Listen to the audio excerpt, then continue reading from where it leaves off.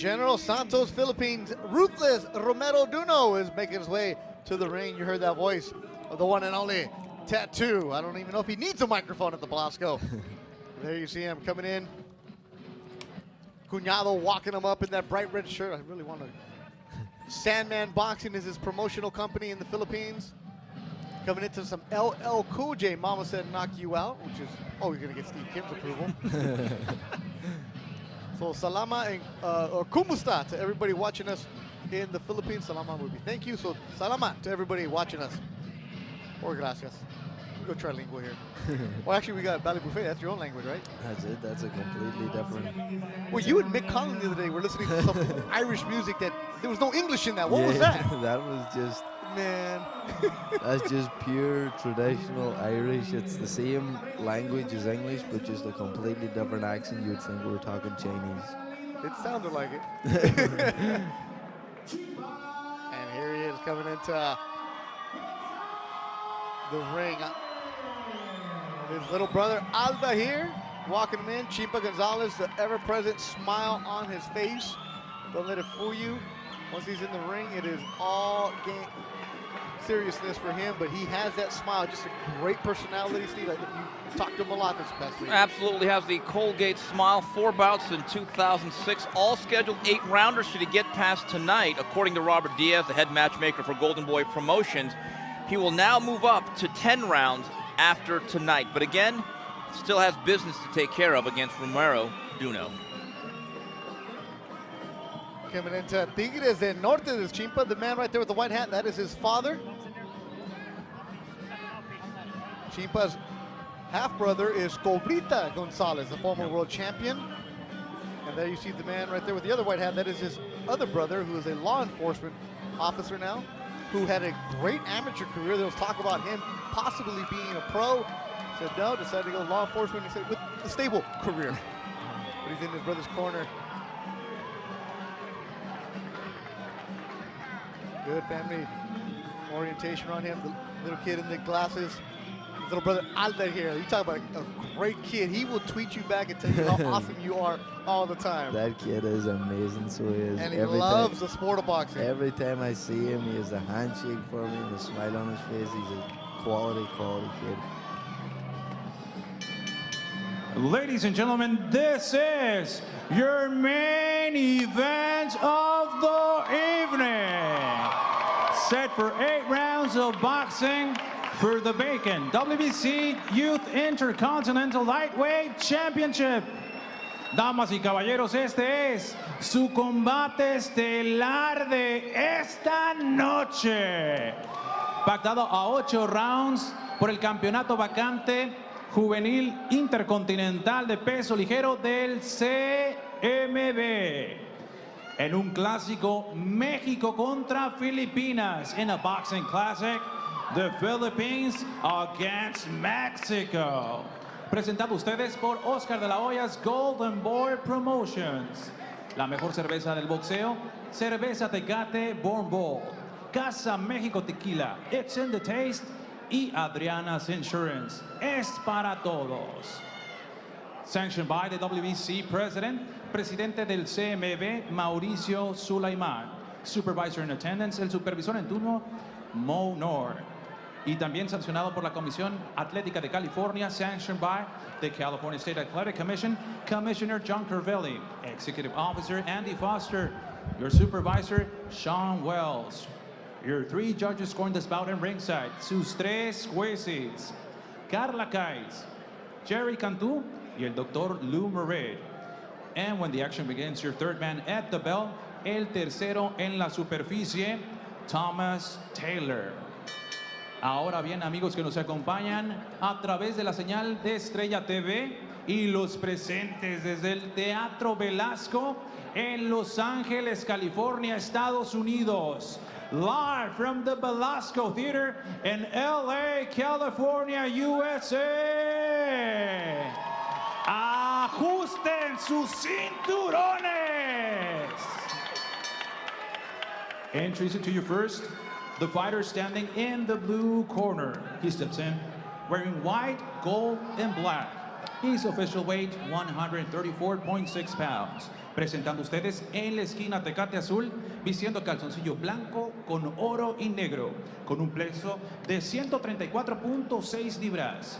As a professional, he stands with an outstanding professional record of 12 wins against 1 loss, and 11 of those wins coming by the way of knockout. Presenta un récord casi perfecto de 12 victorias, 1 derrota y 11 de esas victorias por la vía del knockout. Representing General Santos City, Filipinas, Mahangina Ejino y San Mainina Pakbati, Romero Sandman Duno. And his opponent across the ring is standing in the red corner, wearing white trunks with gold and black. His official weight, 134.6 pounds. Y su rival en la esquina Tecate Roja, vistiendo calzoncillo blanco con dorado y negro, con un peso de 134.6 libras. Professionally, he stands unblemished with 16 victories, no losses, and 14 of those victories coming by the way of knockout. Presenta un récord perfecto de 16 victorias, 0 derrotas y 14 de esas victorias por la vía del knockout. Puritita Buena Park, California, el invicto Cristian Chimpa Gonzalez.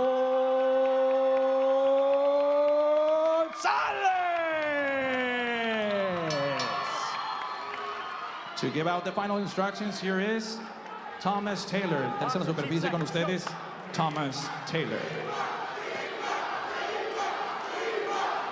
Guys, belt line's good here. Belt line's a little hot, coach. Belt line's a little high. I'm gonna let them work in here, all right? I've given your instructions in the dressing room. Protect yourselves at all times. Listen to my commands. Touch them up. Back to your corners. Okay, you're ready to go. Tom Taylor, the third man in the ring. Here's the tail of the tape, Steve Kim. And both are very young, hungry fighters at the age of 21, and looking at their height, not much different. For the first time, Christian Gonzalez actually looking up at his opponent. Let's see how that affects him here for the next 30, 40 minutes. We are ready to go. Our main event, 8 rounds in the lightweight division. Beto Duran, Steve Kim, and El Animal, Jason Quigley. Chimpa Gonzalez in the custom Everlast gloves. They're white. Ruthless Romero Duno, 12-1 from General Santos City with the black gloves. You wonder the nickname Chimpa? What we've said in the past was always got to say it because it's a pretty cool nickname. When he was a toddler, you know that Christmas toy with a chimpanzee is playing the cymbals, going back and forth like that? Well, they had that at his house at Christmas, and he started emulating that, and they're like, oh, he looks like a little chimpanzee. And as you know, with Mexicans, anytime you get a nickname, it will stick with you forever. And that's where the nickname Chimpa, he is now using as his logo and as his brand. An opening round against Romero Duno. Chimpa 16-0, trained by his father, Oscar Gonzalez Sr. Coming out very aggressive is Chimpa Gonzalez. Beto, I think early on, this is exactly where Chimpa wants to be. If he's going to be able to establish that jab, I think he'll be content to actually move outside a little bit. But if he can get in close, he's one of those taller fighters, Jason. Despite his build, they seem to be more comfortable inside than on the perimeter. Yeah, you know, I think he's boxing very well right now. He's establishing his jab, which I said earlier on, I think is key in any fight. You know, I think his punches are definitely looking stronger and more effective than Duno's punches right now. This is ruthless Romero Duno. Ruthless because of his style. He just comes at you. We saw that clip of him fighting in the mall in the Philippines. He will stand there with you. And you know what the problem is right now? He's standing in with Chimpa, who I just really thought landed a very good-looking left hook. A lot of people watching this fight all over the United States, also in Mexico. The Olympian just signed a Golden Boy, Raul Curiel Garcia.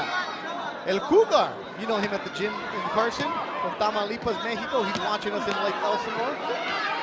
He will be making his pro debut on the Canelo Chavez card in Las Vegas. If you don't speak English and you're watching Ring TV, you know you're dedicated to us, Steve. Some would say you're better off that way. But Jason, I think moving on, I know one thing Ciampa seems to believe that he's a stronger puncher. I think one mistake he can't make is to continue inside without at least throwing that jab in front of him. Yeah, definitely. You know, he needs to use that key. He needs to open up the door for Duno because, you know, Duno's, oh, nice shot there by Ciampa. Oh, and he goes down here in the first. He's definitely hurt. He's Ruthless Romero Duno has tagged Ciampa Gonzalez. Hey, come here. That's what I was saying. Right. He got tagged. That's why you need the Tom jab. Taylor's looking at him. Give me your gloves. Is he going to beat the Go, clock? Bucks. Final seconds of the first round, and he has no idea where he's at. Big first round there, you know, Ciampa. And Tom Taylor is looking at him. He is staggering the doctors, the first one in that ring. Guys, he left himself a little bit naked for all the offensive success he had. He did not mind his P's and Q's defensively about getting his hands back and at least leading off with the jab, putting something in front of him. This is going to be very important now, this next minute for Ciampa. I think, you know, that he recovers well from this. He gets everything back and the strength back in his legs because, oh, that was a very good knockdown. Romero Duno, 12-1, 11 KOs, Steve. And Jason, did he make a mistake, Ciampa, in not taking a knee and gathering himself before the mandatory 8 count? Yeah, without a doubt, you know, but, you know, that just goes to show you how badly hurt he is as well, that didn't even come into his head. Trying to listen in on the corner. Second round. I think Ciampa's legs still look a little bit wobbly right now. Duno said he was coming for the big upset. Ciampa can't just keep walking forward and expect to blow this guy out of here. Keep the hands up. He needs to get boxing. You're Duno, what do you do right here, Jay? Duno has to make sure that he doesn't go for the knockout and blow himself out because Ciampa obviously is a puncher also and could catch Duno. So this is going to be a very interesting round here now for both fighters. Well, Steve, as you wrote in your story about Ciampa Gonzalez this week, his first fight with Golden Boy on this same stage, first round, he was dropped. Right, and he seems to be taking the tactic. He's going to try to smother Duno, not let him unfurl his quick hands from the outside. I do question that, though, but I think the key for him, Jason, is just to see rounds 3 and 4. Just get out of round number 2 as he gathers his legs. Because Ciampa's just walking forward right again, the same way as he got caught the last time. Again, Oh! gets caught for the second time. An overhand right by Duno, right on the chin. Drops Ciampa Gonzalez. His eyes are glazed. I don't know if they're going to let him keep going. And it is over. A huge knockout for Romero Duno as Ciampa Gonzalez falls down on his back. A huge upset in Los Angeles. Guys, We knew he had some power, but I didn't know Duno had that much. You know, I'll be honest with you. I think Ciampa early on had success, and I think he fell into the trap, Jason, of believing he was just going to be able to walk through this guy. And I think both those shots that put him down in rounds 1 and 2, I don't think he saw either one. The clip that we seen of Duno previous, we were saying we weren't taking it off the opponent. We were looking at his hand speed and his thing. You know, the pop that he had in the shots were very accurate, very snappy, and very manufactured. The story I read about Duno, he came to Los Angeles in December when he found out about this fight, and he trained at the Wild Card, did everything Manny Pacquiao did in Los Angeles, and let's look at the replays. Oh. You know, that's just a beautiful shot, you know what I mean? And, you know, Ciampa, credit to him, you know, tried to get back on his feet. You know, showed heart there to get back up and try to get back up. But, you know, just a brilliant shot by Duno. Just the way he falls. Yeah, when you don't have your legs and you lose your legs, they're basically lost forever, at least on one night. I thought it was very interesting that Ciampa began round number 2. There's 2 ways you could do it. You can either smother a guy or run around the ring. I think he may, and again, this is 2020. It's hindsight. Jason, he might have been better running around the ring. He's still on his back. They have a brace around his neck. Ciampa Gonzalez. Duno told me at the weigh-in, Steve, that he had watched a lot of videos of Ciampa and he saw some flaws in him that he would expose. I think that was what he was talking about. Maybe he saw the first fight where Ciampa was dropped a year ago, but that one he recovered tonight, he didn't. As Victoria Duno and Neftali Duno, Kumusta, your son is going back home with his 13th professional victory. this is something in boxing now that I would like to point out to all the keyboard warriors and everything out there. You know, you don't play boxing. Look at Chimpa Gonzalez right now with a stretcher in the ring.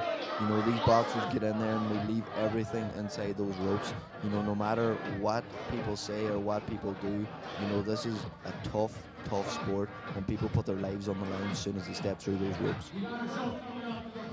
It's a harsh reality of the game. We were talking about Chimpa, who's still being attended to by the ringside physicians and the paramedics.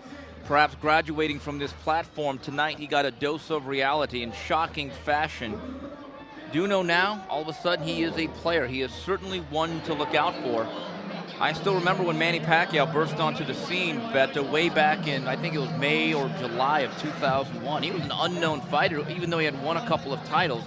Fought on the Oscar De La Hoya undercard against Javier Castillo and was the opponent to a guy by the name of Lelo Ledwaba, who had the IBF 122-pound title. And much like tonight, to a certain degree, he just blitzed Lelo Ledwaba and really, at that point, arrived. As Joel Gonzalez will be fighting April 1st in Las Vegas. Who knows Chimpa Gonzalez? Well, they're no relation, but he knows him. Sends me this message. Chimpa was slow. He needed to keep his hands up. He didn't do that at all. He never recovered from the first round. Great observation by the undefeated Joel Gonzalez.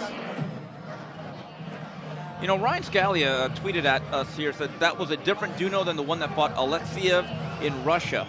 Wild card camp under his belt. Huge difference. Again, iron sharpens iron. Well, Steve, to bring up the point of Duno's fight in Russia, I watched a little bit of that, the part I could find, and I asked him, was that a dirty fight? He said, yeah, I was headbutted early. Yeah. I was cut. I didn't really have my equilibrium in that fight in Russia. He said, I learned a lot about that fight. And this is a kid, we only saw a round and a half. At the age of 21, that power is real. One thing, as Jason pointed out, though, it's one thing to have power, but his hands are very fast. So, Jason, you don't see the power, which makes it even more effective. And this is exactly what I pointed out. The shots that he hit Chimpa with were knockout shots. That he didn't see. Exactly. They weren't shots that are just big, hard, powerful shots. These speed kills. And that's just proven there tonight. Jason, you said it at the end of the first round, the start of the second round, after Chimpa came out. You said he doesn't have his legs. Yeah, you know, I seen him walking up and his legs were a bit gone. And he just carried on the same as the first round, just walking forward against a guy that just dropped him and they can punch hard. But then again, it's easy for us to look at it because Duno, regardless, was going to chase Chimpa down there. You know, so it was give or take. Whatever Chimpa was going to do, it could have ended up the exact same way. Chimpa Gonzalez, his dad, Oscar Gonzalez Sr., it's a boxing family. We mentioned his half brother is Alejandro Cobrita Gonzalez. So they've been there. They know what it's like when you lose and you got to get back up there. And see, I think you wrote this in your story that it was graduation day, but you had to pass. Yeah, and that's the other thing. And tonight he certainly did not get his diploma. This is a very, very tough sport. And, you know, I know people are going to be critical of the matchmaking. I kind of laud it. If you're going to go on to that next level, I want to see you. If you can't beat a Duno, who maybe he's the guy that's the real prospect. Now, I think we need more fights of this nature. I think a lot of fighters are baby all throughout the process, and they're also not tested. And, you know, the one thing about Christian Gonzalez, the first round I thought he believed he could overpower Duno. I thought he was having a lot of success. Then he got hit with that shot. He didn't see. And Jason lost his legs. 57 segundos en el round número 2, declarando el ganador por la vía del knockout. We have the official time at 57 seconds in round number 2. Your winner by the way of knockout. And new WBC Youth Intercontinental Lightweight Champion, el nuevo campeón mundial juvenil intercontinental de peso ligero del CMB, General Santos City, Filipinas, Romero Sandman Duno. There were a lot of stories written about Duno that I was able to find in the Philippine newspaper. His entire promotional company, there you see Sandman Boxing, came with him. 4 members flew in today just for this fight. Steve, go back to what you said about matchmaking. Why would somebody be critical of Why? it? Because you can only fight at Belasco for so long. Right, and at the end of the day, if you're going to go onto a platform, and again, we all know about Golden Boy Series with ESPN, if we want to see quality fights on that particular network, you better have fighters that are seasoned, and beyond that, you better have fighters that have proven something. It's one thing to hit slow pitch softball. Can you hit live pitching? And I don't know if this is the end of Chimpa. Again, we have to check him out medically. But this is certainly now a step in the positive direction for that man, Romero Duno. This is in the first round, I believe. What do you see, Jay? Go ahead. No, grab the mic. Chimpa pushing on, putting the pressure on, but you see the sharp, crisp shots coming from Duno. But there's Chimpa, landing heavy shots, and that's what I think. Look at that. He landed that in the first. And he was doing very well. He was winning the round up until the knockout. And look, Oh, at he got caught. That's the first time we Just see the a replay. short right hand right from the elbow. And the other thing that set that all up and it allowed it to happen, Duno had a chin. Other guys in the past against Chimpa have basically been so devastated by punches, they can't do this type of stuff.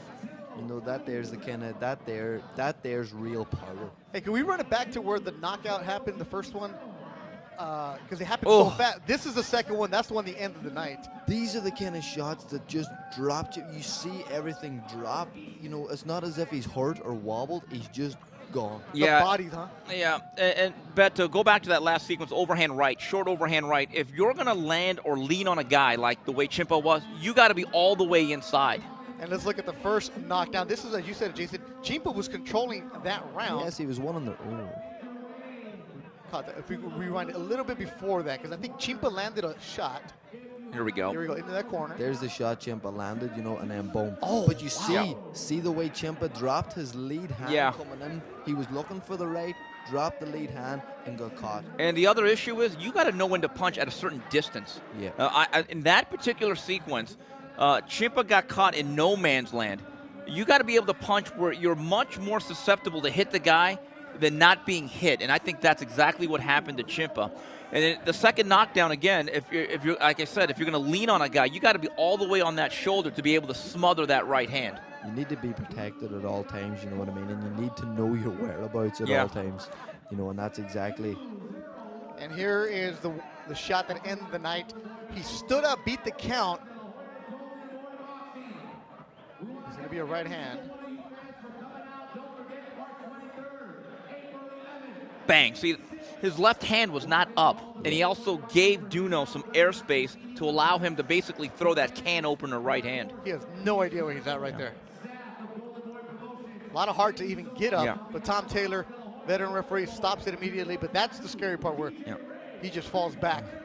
As I said previously, my wishes go out to Chimpa. I hope he recovers well, and God bless him and his family.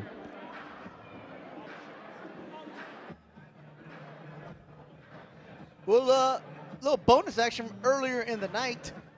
Nico Valdez went 4 rounds with Alejandro Osuna.